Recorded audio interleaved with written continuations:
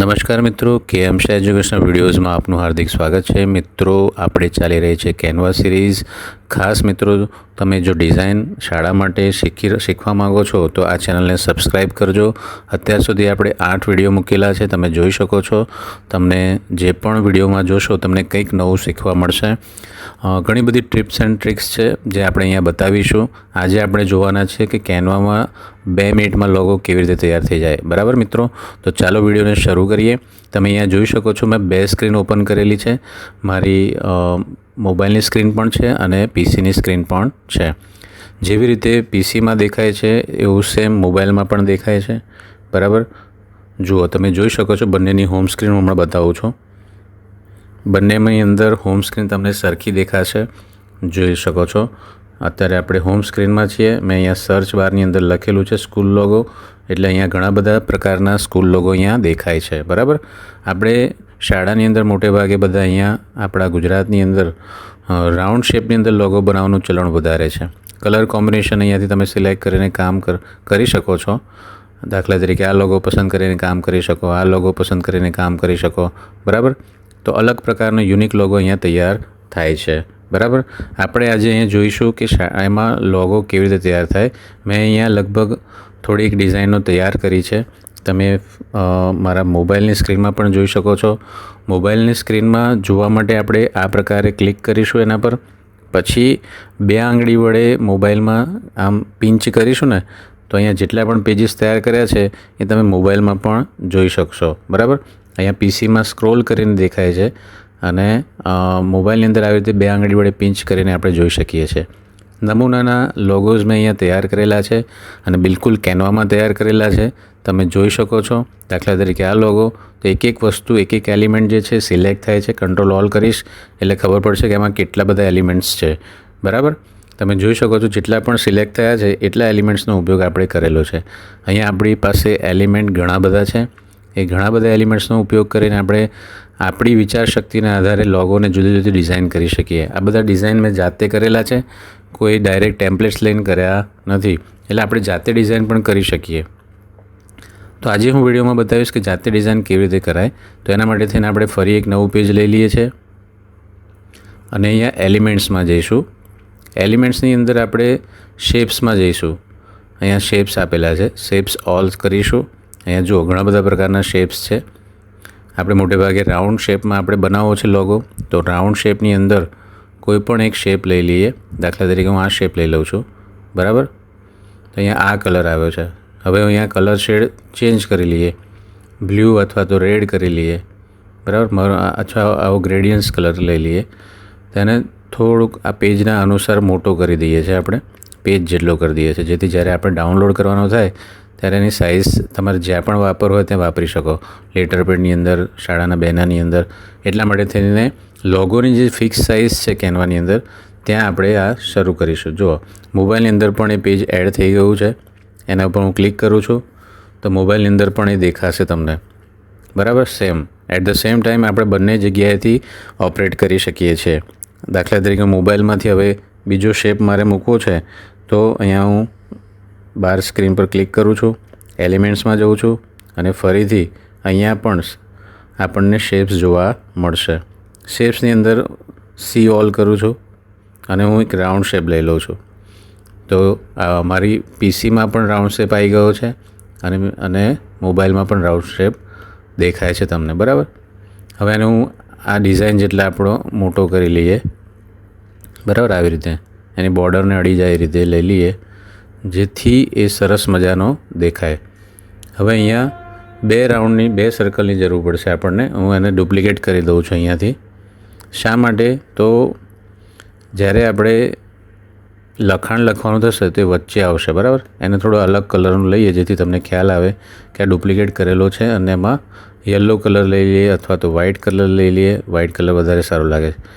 હવે તમારે લખાણ અહીંયા આ બોર્ડરમાં લખવાનું છે। બરાબર, રાઉન્ડ શેપની અંદર, તો એટલા માટે થઈને બરાબર સેન્ટરમાં આવી ગયો છે કે નહીં આપણે ખાસ ચેક કરી લેવાનું।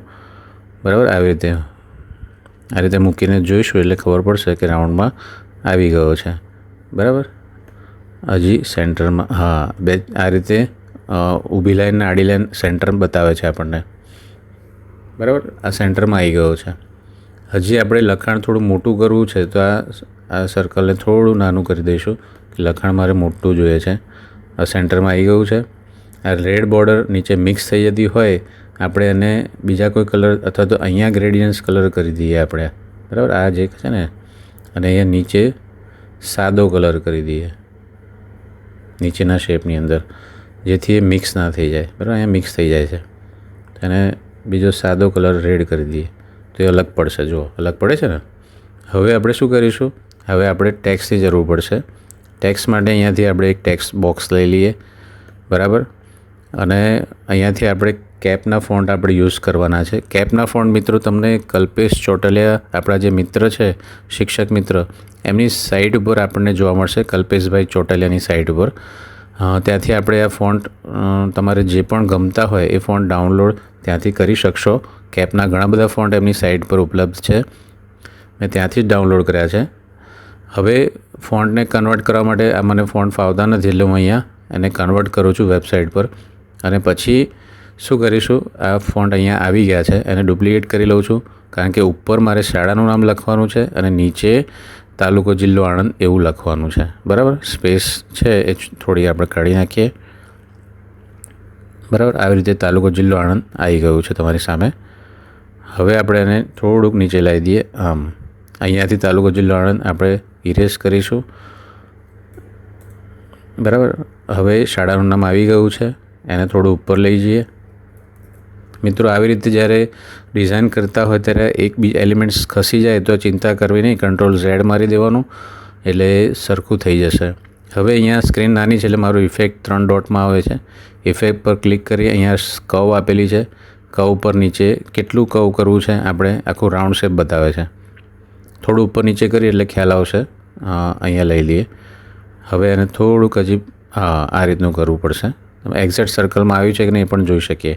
હવે એનો કલર ચેન્જ કરી દઈએ આપણે, વ્હાઇટ અથવા તો ક્રીમ યલો, આવો પણ સરસ લાગશે, બરાબર. અક્ષરો થોડા મોટા કરવા છે, નાના કરવા છે, આપણે અહીંયાથી કરી શકીએ. હવે તાલુકો જિલ્લો આણંદ એને આપણે સેમ કલર કરી દઈએ અને ઇફેક્ટ આપવાની છે આપણે કર્વની, બરાબર. તો આ રીતે ઇફેક્ટ આપીશું. મોબાઈલમાં પણ આ વસ્તુ થાય છે, બરાબર. મોબાઈલમાં પણ થશે.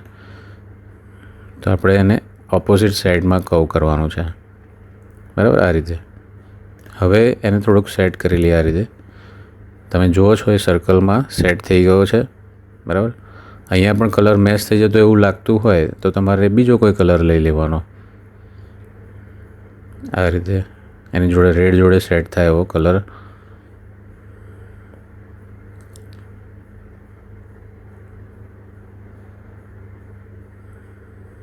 ગ્રેડિયન્ટ કલર લઈ લઈએ કોઈ. હા, આ બહુ ફૂલ થઈ જાય મેચ.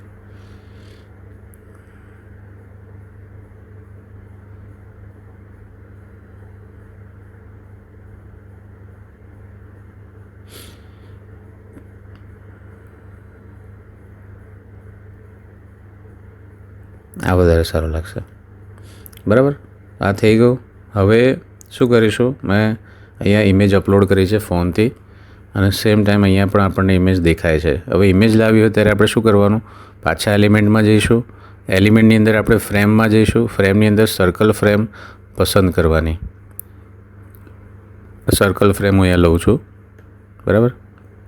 આને થોડુંક હજી નાનું કરી લઈએ અને સેન્ટરમાં લાવી દઈએ, બરાબર. થઈ ગયું. કેટલું ઇઝી છે. હવે આની અંદર આપણે ફોટો અપલોડ કરી દઈએ. આ અથવા તો આ તમને જે અનુકૂળ આવે એ ફોટો અહીંયા આપણે અપલોડ કરી દેવાનો રહેશે. જુઓ, થઈ ગયો. કેવું સરસ મજાનું લાગે. હવે સ્થાપના તારીખને આપણે અહીંયા ઉપર મેં લખી છે અને ડુપ્લિકેટ કરી લઉં છું અને નીચે લાવી દઉં છું.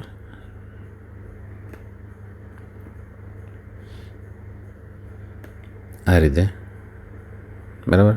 હવે એના ફોન્ટ ચેન્જ કરી દઈએ, રેડ કરી દઈએ એટલે દેખાય, બરાબર. હવે એક્ઝેક્ટ જગ્યા પર સેટ થયું નથી તો આપણે થોડું એને ખસેડી અને સેટ કરી લઈશું. થઈ ગયું. એટ ધ સેમ ટાઈમ ડાયસ કોડ પણ લઈ લઈએ, ડુપ્લિકેટ કરીને નીચે લઈ દઈએ, બરાબર. આવી રીતે ડુપ્લિકેટ કરીને આપણે ખેંચી શકીએ નીચે.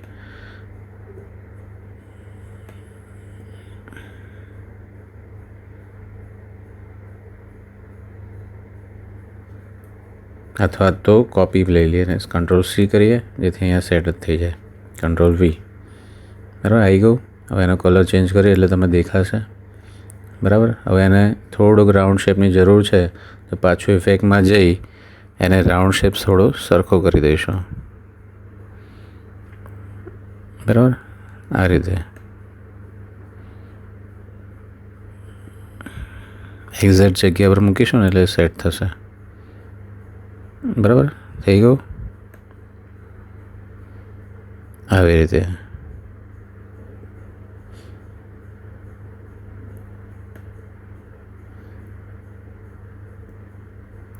સ્થાપના તારીખ પણ સેટ કરી લેવાની રહેશે. તો આ સરસ મજાનો લોગો અહીંયા તૈયાર થઈ ગયો છે. તમે અહીંયા જોઈ શકો છો મેં આ જ રીતે અહીંયાથી બધા એલિમેન્ટ્સથી લઈને આ પ્રકારનો લોગો તૈયાર કર્યો છે. સેમ લોગો આપણે બીજા કલરમાં તૈયાર કર્યો. સેમ અહીંયા આ રિબિન મૂકી છે એટલે એલિમેન્ટ્સમાં જઈને ખાલી સર્ચ કરવાનું રિબિન અને રિબિન આ રીતે સેટ થઈ શકે. બીજા શેપ્સ પણ અહીંયા મૂકેલા છે જે આપણે શેપ્સમાંથી જ લાવ્યા છે. ટૂંકમાં આપણે સરળતાથી લોગો 2 મિનિટમાં જનરેટ કરી શકીએ છીએ. પછી એને ડાઉનલોડ કરી લેવાનો રહે PNG અને અહીંયા ટ્રાન્સપરન્ટ બેકગ્રાઉન્ડ કરવાનું. 8મું પેજ આપણે બનાવ્યું છે એટલે આપણે બધા પેજ નથી લેતા. 8મું પેજ સિલેક્ટ કરી લો અને એ લોગો કેવો દેખાય છે 7મું અથવા 8મું લઈએ ચલો અને ડાઉનલોડ કરી લઈએ. ડાઉનલોડ થશે પછી આપણને લોગો કેવો દેખાય છે એ જોઈ લઈએ.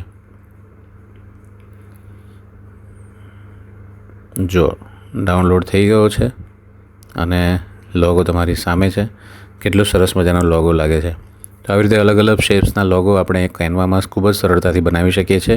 મિત્રો, તો વિડીયો તમને ગમ્યો હોય તો જરૂરથી વિડીયોને લાઇક કરો, શેર કરો બીજા મિત્રો સાથે અને ચેનલને સબસ્ક્રાઈબ કરવાની બાકી હોય તો ખાસ સબસ્ક્રાઈબ કરો. ઘણા મિત્રો વિડીયો જુએ છે પણ ચેનલ સબસ્ક્રાઈબ નથી કરતા તો તમને નમ્ર વિનંતી છે કે ચેનલને સબસ્ક્રાઈબ કરો. આવું વેલ્યુએબલ કન્ટેન્ટ તમે બહાર લેવા જશો તો પૈસા આપવા પડશે. અહીંયા તમને ફ્રીમાં શીખવા મળે છે તો ચેનલને ખાસ સબસ્ક્રાઈબ કરજો. આભાર.